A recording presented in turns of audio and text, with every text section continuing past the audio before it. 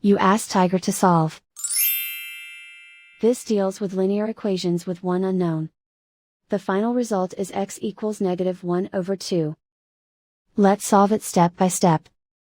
Simplify the expression. Break up the fraction. Simplify the arithmetic.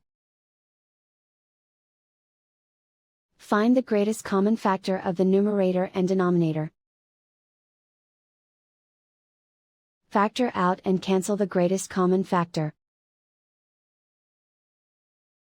Isolate the x. Multiply both sides by 4x. Expand the parentheses.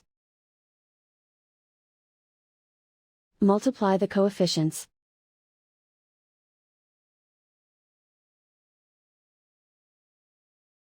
Simplify the fraction.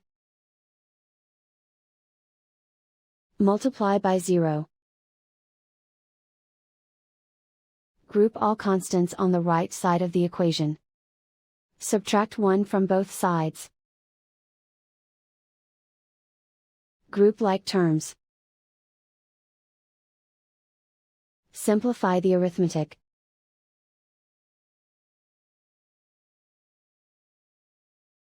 Isolate the x. Divide both sides by 2.